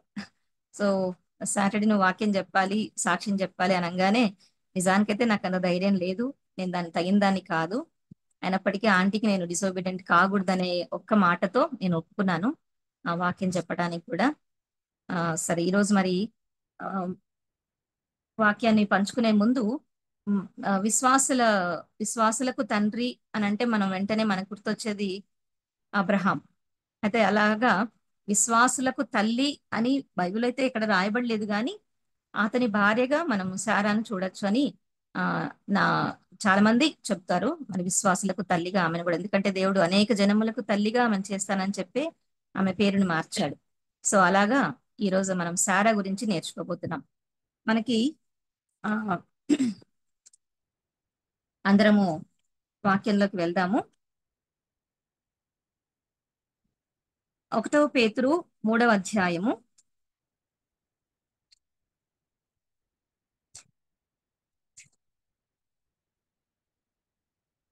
6వ వచనంలో, నేను 6వ వచనం ఎండింగ్ లైన్ చదువుతున్నాను. మీరును యోగ్యముగా నడుచుకొనొచ్చు, ఏ భయమునకు బెదరకై ఉన్న ఎడల ఆమెకు పిల్లలగుదురు. సో ఇక్కడ ఆమెకు అనంటే వచనంలో బిగినింగ్ లోనే ఉంది, ఆ ప్రకారము శారా అబ్రహామును యజమానుడిని పిలుచుచు అతనికి లోబడి ఉండెను అని. కాబట్టి ఇది ఆమెకు అంటే శారా అనేది మనకి క్లారిటీ ఉంది, అందరికి అర్థమవుతా ఉంది. సో ఆమెకు పిల్లలగుదురు అని ఉంది. సరే, మరి ఇప్పుడు ఆమెకు మనం పిల్లలు అవ్వాలి అంటే మనం ఎలా ఉంటే మనం పిల్లలు అవుతాం అంటే, ఇప్పుడు తల్లిదండ్రులను చూసి, పిల్లల్ని చూసి మనం చెప్పగలం, ఓకే వీళ్ళు వాళ్ళ పిల్లలు కాబట్టి వీళ్ళు ఇలా ఉంటున్నారు అని. మన పేరెంట్స్ కి మనల్ని బట్టి మనం మంచి పేరైనా తెస్తాం, లేదా చెడ్డ పేరైనా తీసుకొస్తాం. అయితే ఇక్కడ దేవుడు పేతురు గ్రంథంలో మనకు రాసి పెట్టాడు, శారాకు పిల్లలు అవ్వాలి అని అంటే మనం ఎలాగా ఉంటే ఆమెకు పిల్లలు అవ్వగలము అనేది నా అంశం ఈరోజు. సో దానికి మనము తెలుసుకోవాలంటే శారా గురించి కొంచెం అధ్యయనం చేయాల్సి ఉంటుంది. సో అందరికీ తెలుసు, శారాయి పేరు యొక్క అర్థము గయ్యాలి, లేకపోతే కయ్యానికి కాలు దువ్వే స్త్రీ అని. అంటే కొట్లాటలు ఎక్కడున్నా కూడా మొదటగా ఉంటుందట, లేకపోతే కొంచెం దురుసుతనము, మరి లేదంటే చెడ్డ మాటలు మాట్లాడడము, అల్లరితో కూడిన మాటలు, ఇలాగా. సో శారాయి అనే మాటకి అర్థం అది. సో అలాంటి శారాయి అబ్రాముకి భార్య అయింది. అది ఎప్పుడైంది, వాళ్ళ ఏజ్ ఏంటి అప్పుడు మనం చూసినప్పుడు, అంటే తెరహు కుమారుడు అబ్రామ్ అని మనకు తెలుసు. తెరహు ద్వారానే శారా కూడా అబ్రామ్కి ఇవ్వబడింది. అంటే ఒక సంబంధంలో అబ్రామ్కి శారా కూతురుగాను ఉంది, ఇంకొక రకంగా శారా అతనికి చెల్లెలుగా ఉంది, ఆ తర్వాత భార్యగా కూడా అయిందని మనము ఆదికాండంలో చూడగలం. సో ఆదికాండం 11వ అధ్యాయంలో లేక 12వ అధ్యాయంలో చూసినప్పుడు వాళ్ళ యొక్క చరిత్ర, అబ్రహాము శారా యొక్క చరిత్ర మనకు క్లియర్ అవుతుంది. సో అందరూ ఆదికాండం 11వ అధ్యాయం తీద్దాము. ఇక్కడ వీళ్ళందరూ తెరహ వంశాలు ఇస్తారు 11వ అధ్యాయం ఎండింగ్ లో. మరి 12వ అధ్యాయం వచ్చేసరికి యెహోవా అబ్రామ్తో మాట్లాడుతున్నాడు. అసలు మనకు అబ్రాము గురించి మనకందరికీ తెలిసిన విషయాలే. సో అబ్రాము శారాయి వాళ్ళు ఇశ్రాయేలీలు కాదు, వాళ్ళు దేవుని నమ్మిన వాళ్ళు కాదు, దేవుని తెలుసుకున్న వాళ్ళు కాదు, వాళ్ళు కేవలం విగ్రహారాధికులే. వాళ్ళు ఊరు అనే పట్టణంలో ఉండేవాళ్ళు. చంద్రదేవుడు, సూర్యదేవుడు అనే దేవతల్ని లేకుంటే దేవుళ్ళని వాళ్ళు దేవుళ్ళుగా కలిగి ఉండిన వాళ్ళు. వాళ్లతో అలాంటి అతనితో జీవము కలిగిన దేవుడు మాట్లాడిన ఈ మొట్టమొదటి సన్నివేశం ఇది. సో దేవుడు మాట్లాడితే ఏం చెప్తున్నాడు? నీవు నీ దేశము నుండి, నీ బంధువుల యొద్ద నుండి, నీ తండ్రి నుండి బయలుదేరి నేను నీకు చూపించు దేశమునకు వెళ్ళుము అని చెప్తున్నాడు. సో ఇలాగా ఈ మొదటి పాయింట్ కి నేను ఇవ్వాలనుకుని ఇష్టపడుతున్న హెడ్డింగ్ విధేయురాలై భర్త అడుగుజాడల్లో నడిచిన శారా. సో మొట్టమొదటి క్యారెక్టర్ శారా క్యారెక్టర్ ని చూద్దాం అనుకున్నాం కదా. సో మొట్టమొదటిగా విధేయురాలై భర్త అడుగుజాడల్లో నడిచిన శారా. ఆదికాండం 12వ అధ్యాయంలో మనకి ఇది ఎంతో క్లియర్ గా తెలుస్తా ఉంది. దేవుడు ఎప్పుడైతే అబ్రాహాముకి చెప్పాడు, మరి నువ్వు నీ తండ్రి ఇంటిని వదిలిపెట్టి నేను చూపించే దేశానికి వెళ్ళు అని, అంటే ఆయనకు క్లారిటీ లేదు ఎక్కడికి వెళ్ళాలా అనేది. ఆ విషయం తప్పకుండా వచ్చి ఆమెకు చెప్పే ఉంటాడు, ఎందుకంటే భార్య కనుక. మరి భర్త వచ్చి చెప్పినప్పుడు ఆమె అక్కడ ప్రశ్నించినట్టుగానో, లేక గొడవ చేసినట్టుగానో, లేక సతాయించినట్టుగానో మనకు అక్కడ కనపడదు. ఆమె కూడా ఆయన చెప్పినట్టుగా ఆయన అడుగుజాడల్లో వెళ్ళిపోయింది. అబ్రాహాము రమ్మన్నాడు. సో అబ్రాహాంతో పాటు లోతు తర్వాత శారై వీళ్ళందరూ కూడా అబ్రాహామును వెంబడించినట్టుగా చూస్తున్నాం. కనుక మొదటి పాయింట్ లో మరి నేను అన్నట్టు ఆమె విధేయురాలై భర్త అడుగుజాడల్లో నడిచింది.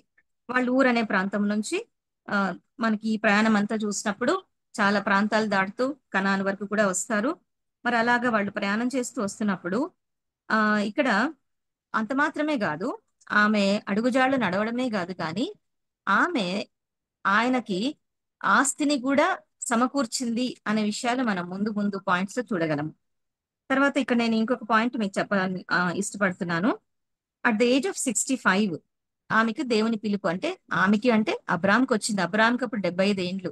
సో ఇద్దరికి 10 ఏండ్ల డిఫరెన్స్ కాబట్టి అబ్రామ్కి 75 ఏండ్లు, శారాయికి 65 ఏండ్లప్పుడు దేవుడి పిలుపు వచ్చింది. ఆ తర్వాత ఆమెకు పేరు మార్చబడింది 89 ఏండ్లప్పుడు. ఎందుకంటే మొదట అబ్రాముని అబ్రహాముగా దేవుడు మార్చి 99 ఏండ్ల అబ్రాముని అబ్రహాముగా మార్చినప్పుడు కింద వచనాలు మనం చూస్తే అక్కడ ఆదికాండం 15వ వచనంలో శారయి పేరుని శారాగా దేవుడు మార్చినట్టుగా అబ్రహాంతో చెప్తాడు దేవుడు. సో శారయి అంటే అర్థం ఇప్పుడే చూసుకున్నాం, గయ్యాలి, కయ్యానికి కాలు దువ్వే స్త్రీ అని. అలాంటి స్త్రీని దేవుడు శారాగా మార్చాడు. సో శారా అంటే మనకు బైబిల్లోనే ఉంది దాని మీనింగ్, రాజకుమారి అని, అంటే ప్రిన్సెస్. సో గయ్యాలిని దేవుడు ప్రిన్సెస్ గా మార్చాడు. అయితే ఈ శారయి మనము గలతీ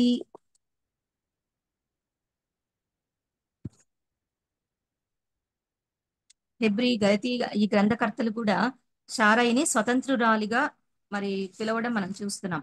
దాసి పిల్లలు కాదు, మీరు స్వతంత్రురాలి పిల్లలు అని. కనుక మనము ఈ శారా యొక్క పిల్లలము లేక స్వతంత్రురాలి పిల్లలము కావాలి అంటే మనం కూడా ఇలాంటి లక్షణం కలిగి జీవించాలి అని నేర్చుకుంటున్నాం. సో విధేయులమై భర్త అడుగుజాడల్లో నడవాలి అని. అంటే దేవుడు మనకు ఇచ్చిన అంటే దేవుడు అంటే అపోస్తలుడైన పౌలు మనకు చెప్తాడు, సో స్త్రీలారా మీ పురుషులకు లోబడి ఉండుడి అని. కాబట్టి మనం మన సొంత పురుషులకి లోబడి ఉండాలి అని మనం నేర్చుకుంటున్నాం. రెండవ పాయింట్ గా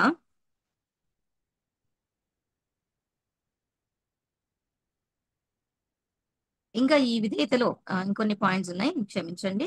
ఈ విధేయతలో మనం ఇంకా కొన్ని చూడొచ్చు. ఏంటంటే వాళ్ళు బయలుదేరినప్పుడు ఆమె సౌందర్యవతి సుందరిగా ఉండటాన్ని బట్టి అబ్రాము శారాకి ఏం చెప్తాడంటే, మనం వెళ్ళిన ప్రతి చోట కూడా ఎవరైనా అడిగితే నేను నీకు నువ్వు నాకు చెల్లెలు అవుతావు, లేక నేను నీకు అన్నను అని నువ్వు చెప్పాలి అని అతను అంటాడు. ఎందుకంటే అలా చెప్పడంతో నా ప్రాణం నాకు దక్కుతుంది, నన్ను వాళ్ళు చంపకుండా ఉంటారు, ఎందుకంటే నీ సౌందర్యాన్ని చూసి వాళ్ళని చంపడానికి ఆస్కారం ఉంటుంది కనుక నువ్వు ఇలా చెప్పాల్సి ఉంటుంది అని అబ్రాహాము శారాకు ఒక ఆజ్ఞ ఇస్తే దాని కూడా ఆమె విధేయురాలై సరేని ఒప్పుకొని ఆమె ఎవరిని అడిగినప్పుడు ప్రత్యేకంగా ఆమె చెల్లెలని చెప్పడం మనం చూస్తాం. ఆ తర్వాత ముగ్గురు దేవుడు లేక దూతలు మరి అబ్రహామును ఆ సింధూర వృక్షం కింద కలవడానికి వచ్చినప్పుడు ఆతిథ్యం ఇవ్వడానికి కూడా మరి అబ్రాహాము శారాను 3 మానికల పిండిని కలిపి రొట్టెలు చేయమన్నప్పుడు ఆమె సనిగినట్లు మనం చూడడం లేదు. అక్కడ కూడా సనగడం గొనగడం ఎక్కడ కనపడదు. సో చాలా త్వర త్వర పెట్టి అబ్రాహాం ఏమో ఆ ఆ ఆ, అది మనం అక్కడ చూడగలం కదా. ఒక్క నిమిషం.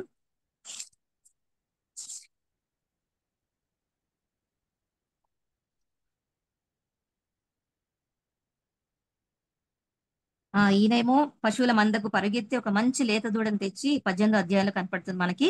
ఒక పనివానికి అప్పగించాడు. సో లేత దూడ అంటే ఆ మాంసాహారాన్ని సిద్ధపరచడానికి పనివానికి అప్పగించాడు. మరి షారాకి మాత్రము రొట్టెలు చేయమని ఆ 3 మానికల పిండి, మెత్తని పిండి. యాక్చువల్ గా అప్పటికి ఆమెకి వయస్సు మనం చూస్తే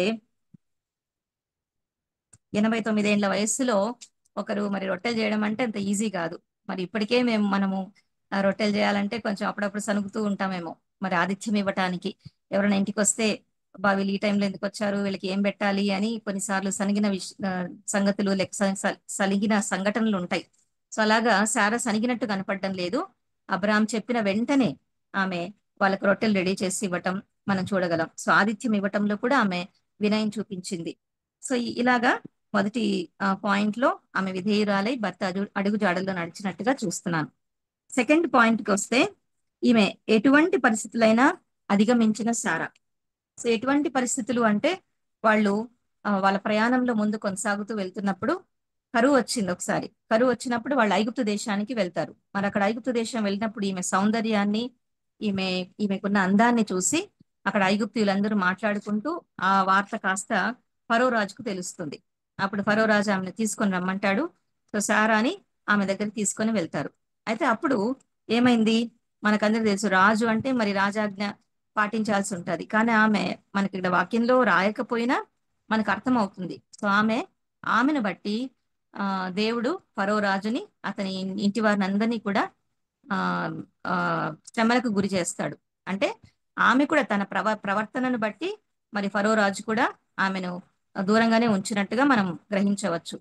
సో దాని తర్వాత మళ్ళీ ఆ ఫరో రాజు ఆమెను పంపించి వేయడమే కాకుండా కొంత ఆస్తి కూడా అబ్రహాంకి ఇచ్చినట్టు చూస్తున్నాం. కనుక శారా వలన అబ్రహాముకి ఆస్తి ఇంకా పెరుగుతుంది. వాళ్ళు ఆల్రెడీ దేవర్ వెరీ రిచ్, ధనవంతులే. ఇంకా కూడా మరి ఆమె ద్వారా ఆమెను బట్టి కూడా అబ్రహాం యొక్క ఆస్తి పెరిగినట్టు మనము వాక్యంలో చూడగలం. సో ఒకసారి ఫరో రాజుతో ఆ పైన ఫరో రాజు అలాగ చేసినప్పుడు ఆమె ఏజ్ 69 years. దెన్ దాని తర్వాత అబీమెలెకు రాజు దగ్గర కూడా ఆ దేశానికి వెళ్ళినప్పుడు అబీమెలెకు రాజు కూడా ఆమెను కోరుకుంటాడు, రమ్మని పిలిపిస్తే అప్పుడు కూడా ఆమెకి 89 years అప్పుడు. సో ఆ ఏజ్ లో ఆమె అంత అందగత్తె అనేది మనం వాక్యంలో చూడగలం. అయితే ఆ అందానికి ఉన్న రహస్యం ఏంటి అంటే కేవలం ఫిజికల్ అందమని నేనైతే అనుకోను. సో నేను కొన్ని అంటే వర్తమానాలు వినడం దీని గురించి నేను ప్రిపేర్ అవుతున్నప్పుడు అలా వింటూ ఉన్నప్పుడు ఈ పేతురులోనే మనకు కనపడతాయి. ఒకసారి మళ్ళీ మొదటి పేతురు 3వ అధ్యాయం తీస్తే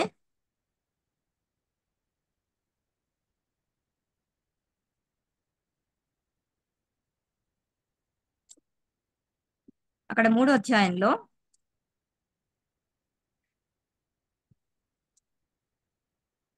ఎవరైనా తీసుంటే చదివించు. 3వ అధ్యాయం 1 నుంచి 5 వచనాల్లో మనం చూడొచ్చు.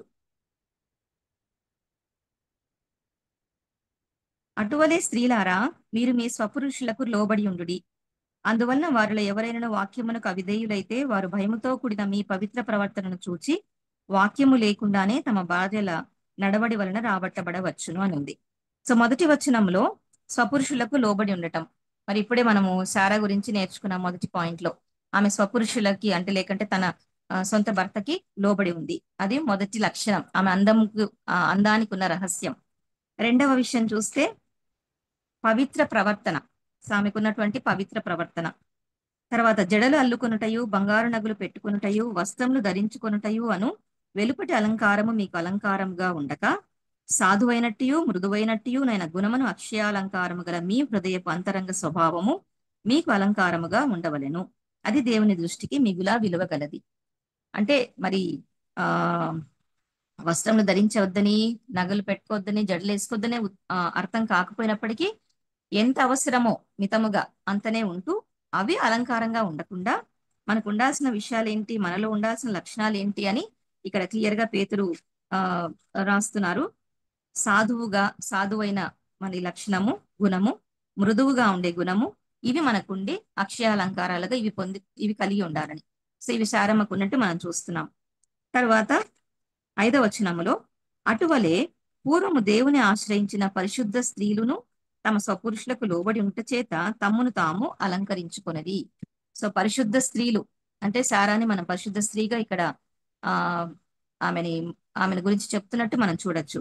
ఎందుకంటే ఆమె కూడా ఆమె స్వపురుషునికి లోబడి ఉండటంతో ఆమె పరిశుద్ధ స్త్రీ లెక్కలో మనకి కనబడుతుంది. సో ఈ విధంగా ఆ ప్రకారంగా శారా అబ్రహామును యజమానుడని పిలుస్తూ ఉంది.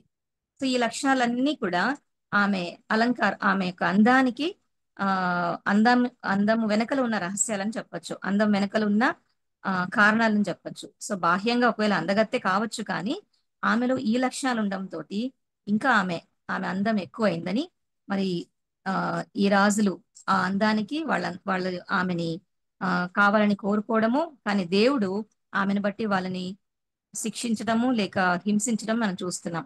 సో దేవుడు కూడా ఆమెకి ఇచ్చిన ప్రాముఖ్యతను మనం ఇక్కడ గమనించవచ్చు. సో శారాకి బైబిల్లో ఎంతో ప్రాముఖ్యత కనపడుతుంది. అండ్ ఏ ఒక్క స్త్రీ గురించి కూడా ఇన్నిసార్లు రాసి ఉండలేదు బైబిల్లో. సో నియర్లీ 38 టైమ్స్ ఆమెను గురించి మెన్షన్ చేయబడింది బైబిల్లో అని కొంతమంది మరి వాక్యోపదేశకులు చెప్పడం నేను విన్నాను. ఈవెన్ యేసుప్రభు తల్లిగా ఉండిన మరియమ్మ పేరు కూడా అన్నిసార్లు లేదు, కానీ శారాను గురించి 38 సార్లు రాయబడింది అని చెప్తున్నారు. ఆ తర్వాత ఏ ఒక్క స్త్రీ యొక్క జీవిత కాలం కూడా రాసి ఉండలేదు. సో ఈమె జీవిత కాలం మాత్రమే వాక్యంలో మెన్షన్ చేయబడింది. ఈమె 127 ఇయర్స్ జీవించి మరణించినట్టుగా మనము ఆది కాండంలో చూడగలం. సో ఇటువంటి స్త్రీ యొక్క లక్షణాలు మనం కూడా కలిగి జీవించినప్పుడు మనం ఆమెకు పిల్లలంగా పిలువబడగలగటానికి అర్హులమవుతాం. తర్వాత 3వ పాయింట్గా నవ్విన శారా.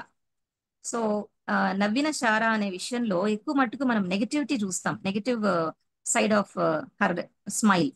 అంటే దేవుడు వచ్చే ఏడాదికి శారా కుమార్ని కంటుంది అనగానే ఆమె గుడారములో ఉండి నవ్వినట్టుగా చూస్తున్నాం. కానీ నేను కూడా ఇక్కడ ధ్యానిస్తూ తెలుసుకున్న ఒక కొత్త విషయం, ఇక్కడున్న మీకు అందరికీ తెలిసే ఉంటుంది, మరి నాకైతే అది కొత్త విషయము. శారానే కాదు కానీ అబ్రహాము కూడా నవ్వినట్టుగా వాక్యంలో కనపడుతుంది. అది ఎవరైనా చెప్పగలరా ఎక్కడుందో? ఈ విషయం తెలుసుకొని, అంటే మీకు కుమారుడు అనుగ్రహించబడతాడు, మీరు కుమార్ని కంటారు అని అన్నప్పుడు ఆదికాండం 15వ అధ్యాయంలో ఉంది. అంటే ఆదికాండం 15వ అధ్యాయంలో 15 అంటున్నారా? సరే, ఆదికాండము 17:17లో ఉంది, 17:17లో ఉంది. అబ్రహాము సాగిలపడి నవ్వాడంట. సో ఇది నాకు కొంచెం కొత్తగానే అనిపించింది. అంటే ఎప్పుడు శారా గురించే అంటూ ఉంటారు నవ్విందని, కానీ అబ్రహాం కూడా నవ్వినట్టుగా చూస్తున్నాం. ఏదైతే ఏమి మరి శారా నవ్వు అది ఆమెకు ఒక బ్యూటీ అనే చెప్పచ్చు. అంటే she has good sense of humour. ఎందుకంటే శారా నవ్వటము అప్పుడు మాత్రమే కాదు, మళ్ళీ ఆమె చేతిలోకి కుమారుడు వచ్చినప్పుడు కూడా ఆమె నవ్వినట్టుగా చూస్తున్నాం. సో ఆదికాండం 21:6లో కూడా చూడగలం ఆ మాట. సో కుమారుడు చేతిలోకి రాగానే నవ్వు వచ్చింది, ఎందుకంటే నన్ను గురించి అందరు నవ్వుతారు, ఈ వయసులో కుమారుని గనింది అని ఒక మంచి సెన్స్ ఆఫ్ హ్యూమర్ లో ఆమె నవ్వినట్టుగా చూస్తున్నాం. మన కుమారుడికి ఇస్సాకు అని పేరు పెట్టుకోవడం, ఇస్సాకు అనే మాటకి నవ్వు అని అర్థం అని మనకందరికీ తెలుసు. సో మనకు కూడా నవ్వు ఎంతో మంచిదే. సో దిగులు చేస్తూ బాధపడుతూ ఉండాల్సిన అవసరం లేదు. సో మనకి ఫిలిప్పి 4:4లో ఉంటుంది కదా, ఆనందించుడి మరలా చెప్పుదును ఆనందించుడి అని. సో ప్రతి విషయంలో మన కృతజ్ఞత స్తుతులతో దేవుణ్ణి స్తుతిస్తూ కొనియాడుతూ, అది ఎలాంటి విషయమైనా మనము ఆనందంగా ఉండటమే దేవుని చిత్తమై ఉన్నది. సో మనం దుఃఖపడడం దేవునికి ఇష్టం లేదు. మీ చింత యావత్తు నా మీద వేయండి అని చెప్తున్నాడు.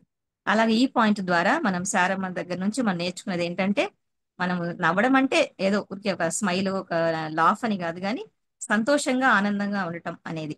సో మనకి ఎటువంటి సిచ్యువేషన్ ఉన్నా లైఫ్ లో సంతోషంగా ఉండాలి, దేవుని బట్టి మనం ఆనందించాలి అనే విషయం మనం ఇక్కడ నేర్చుకుంటున్నాం.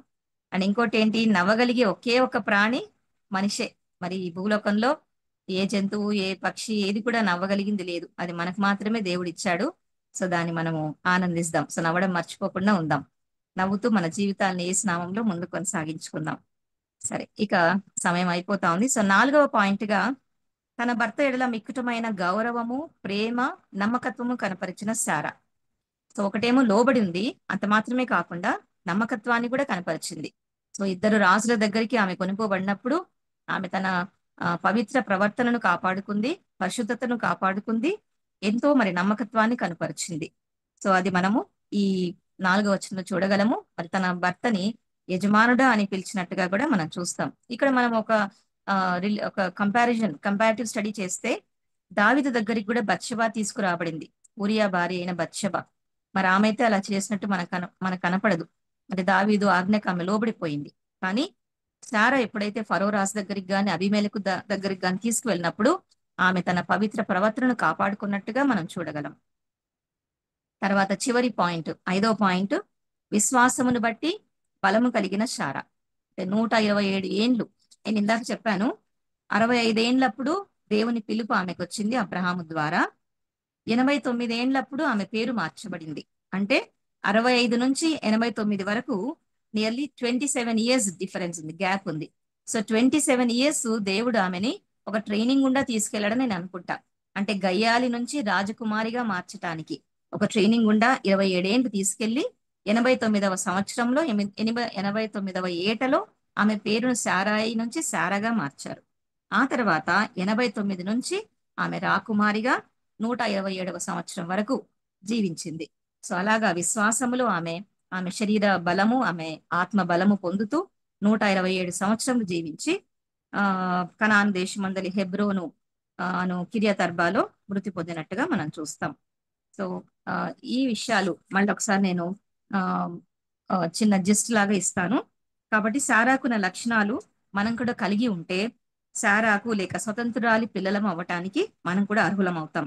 ఒకటి, స్వపురుషునికి లోబడి ఉండటము, పవిత్ర ప్రవర్తన కలిగి ఉండడము, సాధువైనట్టి మృదువైనట్టి గుణములను అలంకారములను అలంకారంగా కలిగి ఉండటము, పరిశుద్ధ స్త్రీలంగా పరిశుద్ధ జీవితం జీవించటం. ఇలా జీవించినప్పుడు మనం కూడా శారా యొక్క పిల్లలంగా పిలువబడగలమని మరి ఈ యొక్క వాక్యం ద్వారా మనం నేర్చుకోగలుగుతున్నాము. ఇంతటితో నేను వాక్యాన్ని ముగించుకుంటున్నాను. Thank you. ప్రార్థన చేసి చిన్న ప్రార్థన చేసుకుందాం. దయామేడ, కృపగల నాయన, సజీవమైన మా ప్రభా, సర్వశక్తిమంతుడా, ఈ యొక్క గొప్ప దినాన్ని బట్టి నీకు వేలాదిగా వందనాలు చెల్లిస్తున్నాను. ఎందుకు పనికిరాని తన అనర్హురాలైన నన్ను ప్రభా నీ కృపలో జ్ఞాపకం చేసుకొని కేజీఆంటీ ద్వారా ప్రభా నన్ను ఈ యొక్క జూమ్ మీటింగ్ లో ఆయన సాక్ష్యం పంచుకోవటానికి, ప్రభా సారా గురించిన కొద్ది ధ్యానాలు ఆయన ధ్యానించుకోవటానికి నాకు ఇచ్చినటువంటి అమూల్యమైన తరుణాన్ని బట్టి నీకు వందనాలు చెల్లిస్తున్నాను. దాన్ని మరి ఇక్కడ కూడి ఉన్న ప్రతి ఒక్కరిని మీరు చూస్తున్నారు, మరి వాక్యం విన్న ప్రతి ఒక్కరిని మీరు చూస్తున్నారు. అయ్యా నా సాక్ష్యం ద్వారా, వాక్యం ద్వారా ఆయన మీరు మా అందరితో మాట్లాడారు. ఆయన మీరు ఏ హృదయానికి, ఏ ఆత్మకు ఏది అవసరమో అది మీరు అందించి ఉన్నారని నమ్మి నీకు వందనాలు చెల్లిస్తున్నాం. మేము ఆ విషయాలని నేర్చుకుని ప్రభా శారా యొక్క గుణాలు మేము తండ్రి మరి చూసుకున్నాం, నేర్చుకున్నాం. ఆ గుణాలు మేము కూడా కలిగి ఉండి తన స్వతంత్రురాలి పిల్లలుగా మేము కూడా పిలువబడగలటానికి కృప దయచేయండి. తన దాసురాలి పిల్లలుగా కాకుండా స్వతంత్రాలి పిల్లలుగా మేము ఉండినట్లు కృప దయచేయండి. సాతాను యొక్క దాసత్వం నుంచి మమ్మల్ని స్వతంత్రులుగా చేస్తున్న దేవుడు నువ్వే నాయన తండ్రి. మరి ఈ స్వాతంత్ర్యములో మేము పరిశుద్ధ జీవితాలు జీవిస్తూ మీకు ఇష్టంగా నేను మీకు గంట తెచ్చే బిడ్డలంగా మీకు మహిమకరంగా మేము జీవించినట్టు సహాయము దయచేయమని ఇచ్చిన ఈ మంచి తరుణాన్ని బట్టి మరొకసారి వందనాలు చెల్లిస్తూ నజరేయుడు నా కొడుకు రారాజుగా రానయ్యన్న యేసయ్య నామంలో స్తుతించి ప్రార్థించి అడిగి వేడుకుంటున్నాం తండ్రి. ఆమేన్. ఆమేన్. ఆమేన్. వందనాలు సిస్టర్, వందనాలు. వందనాలు. చక్కటి వాక్యము మనం విన్నాము. శారా గురించి చాలా లోతైన విషయాలే అవి. ఎందుకంటే శారా యొక్క గుణగణాలు చాలా గొప్పవి. చాలా మంది దాని గురించి వివరణలు ఇచ్చిన ప్రవక్తలు కూడా ఎక్కువ కృత నిబంధనలు ఎక్కువ ఎత్తబడి రాయబడిన పేరంటే శారా గురించే. శారా తన వృద్ధాప్యంలో కూడా బలమును పొందుకుంది. బలహీనతలో బలమును పొందుకున్న స్త్రీ ఆమె. తన భర్తను యజమానుడని పిలుచుచు నిత్యము తన భర్తను గౌరవిస్తూ ముందుకు సాగిన స్త్రీ. అనకువ మెనుకువ దానికి సాదృశ్యం శారా తప్ప ఇంకెవరు లేరు. మంచి వర్తమానమును అలాగే మంచి సాక్ష్యమునిచ్చారు సిస్టర్. మంచి అనుభవం అది. అనుభవంతోనే మనకు ఏవైనా ప్రభు నేర్పిస్తాడు. మంచి అనుభవంతో కూడిన సాక్ష్యము. ప్రభు నామమును బట్టి మీకు వందనాలు. అమ్మ కేజీ లైన్ లో ఉన్నారా? సరే అమ్మ కొంచెం టైర్డ్ అయినారని నాకే చెప్పారు. సరే, ఎవరైనా ప్రేరేపించబడిన సహోదరులు ప్రార్థన చేయండి. సంధ్య, మార్గరెట్ ఆంటీ, ప్రార్థన చేసుకుందామా? ఎవరు సిస్టర్, ఎవరు ప్రార్థన? నేను వాణిస్తున్నాను. చేయండి చేయండి చేయండి ఆంటీ. ఎస్ఎం గారు ఏమైనా మాట్లాడతారేమో. టైం చాలా ఉంది కదా, ఇది 5 అయింది కదా. టైము ఇద్దరు, చాలా. అదే నీకు ఇద్దరు చేయిస్తులేండి ప్రేయర్. సరే సరే అమ్మా వానమ్మ వదనాలు. చిన్న పాపకి పన్ను నొప్పి ఉంది, చీమ పట్టింది. అమ్మాయి గురించి ప్రార్థన చేయమ్మా. ఎవరి పాపక? మనవరాలకా? మనవరాలు బిడ్డ పిల్లకి. పేరు? హర్షిత పేరు. హర్షిత. ఓకే. ఆ పంటి నొప్పితో అన్నంగా లేదు. సూజన్ గారు అండి కదా వాక్యం చెప్పిన సహోదరి, అసలు పేరు సూజన్ అనంత. అవునండి. ప్రార్థన చేసుకున్నాము. మహిమ గల మా తండ్రి ప్రభు యేసు క్రీస్తు వారి ఘననామమున స్తోత్రం ఉన్నాయన నీకు వందనాలు సమర్పిస్తూ ఉన్నాము.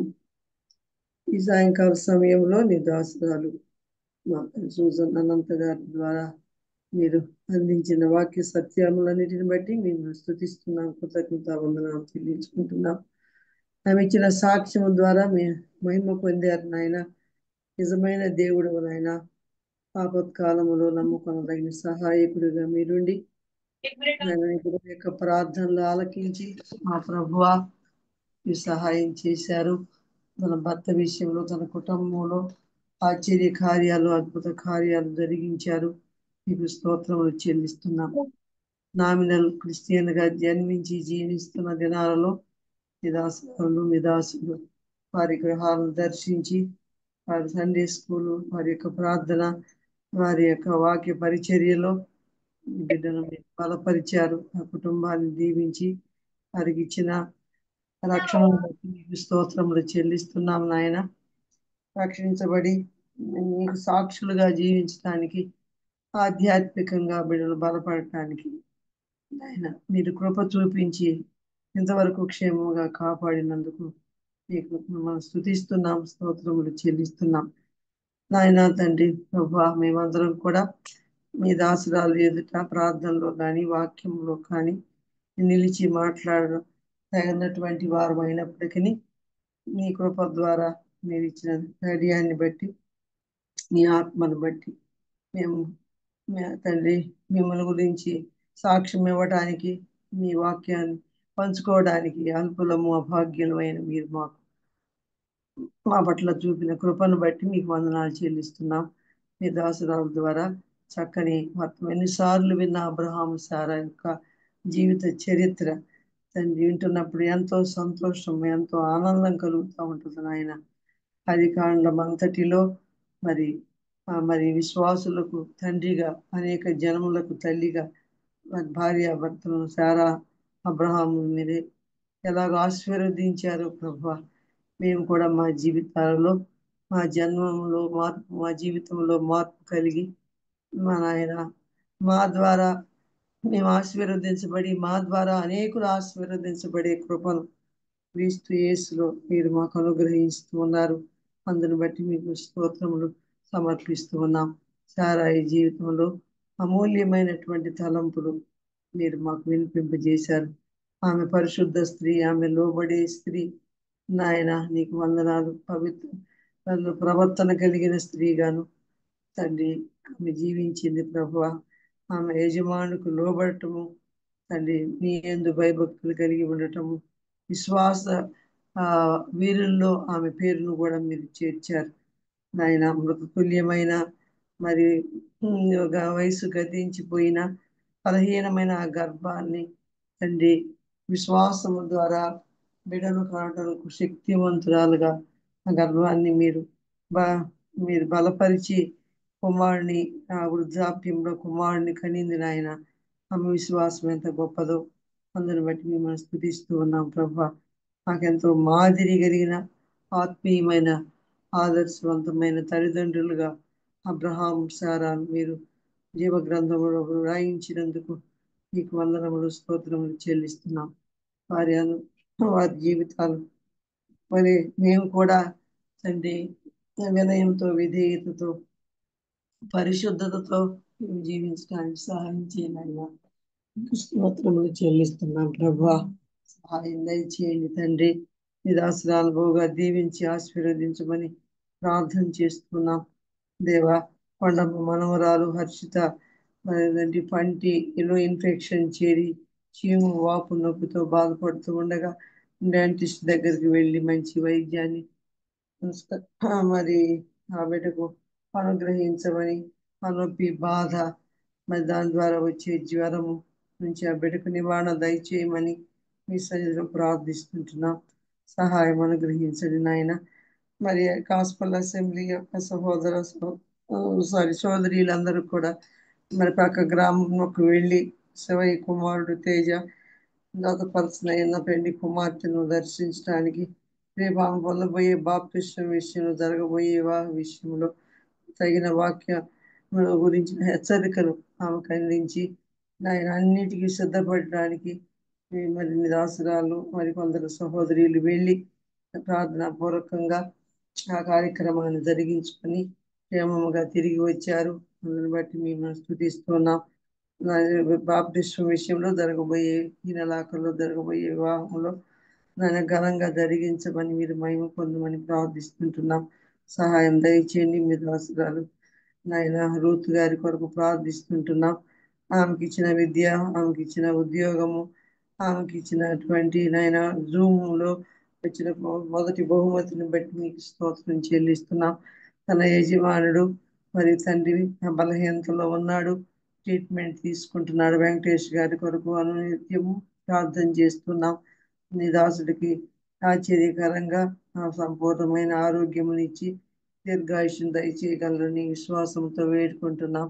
సహాయం అనుగ్రహించిన ఆయన ఇతర కుమారులను కూడా దీవించి ఆశీర్వదించుకొని వారి స్టడీస్లో వారి భవిష్యత్ జీవితాన్ని వారి వివాహ జీవితాన్ని చేతులకు అప్పగించుకుంటున్నాం.